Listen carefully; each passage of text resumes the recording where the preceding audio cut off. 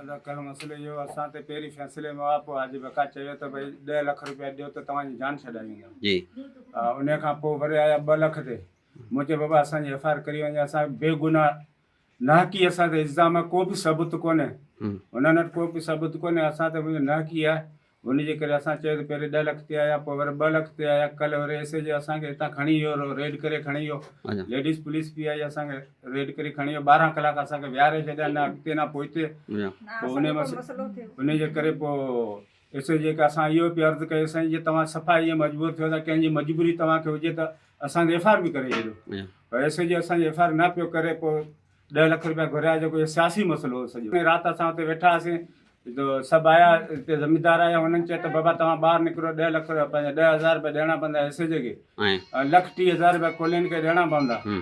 जी हा उन मसइले ते असांखे छॾिया असांखे इहा ख़बर हुजे त राति असीं हुतां बि कोन निकिरो असां बेगुनाह नाठी किथां भरूं असां कल मसलो इहो त कल पुलिस आई हुई बाबा खे 8 बजे तां वठी वई सॼा ॿार रोईंदा रहिया पर हिन जो को मसइलो हल थी न सघियो पर राति जॾहिं हू इंतज़ारु करे वेठा त साम्हूं जेका कोली हुई हुनजी धुरी उहा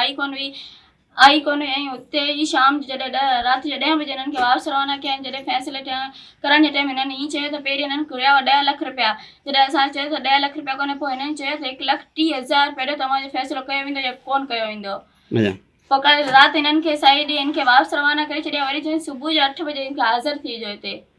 पोइ हाणे जॾहिं बाबा हिननि खे फ़ोन ते फ़ोन ऐसे जो करे पियो त 10 बजे अची वञो अदा मूंखे ज़ोरी दॿाए थाणे ते वठी विया गिरफ़्तार करे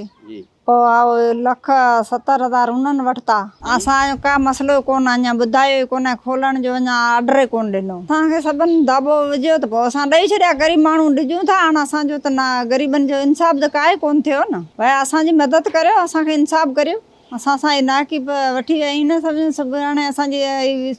दाई जो ऐं दाई आहियां मुंहिंजो त को मसइलो ई कोन थियो न हाणे मुंहिंजी रोज़ी आहे न को ॿनी न को ॿारो ऐं ग़रीब आहियां मुंहिंजो मुड़ुसु बीमार आहे मुंहिंसां ई ना इंसाफ़ी थी आहे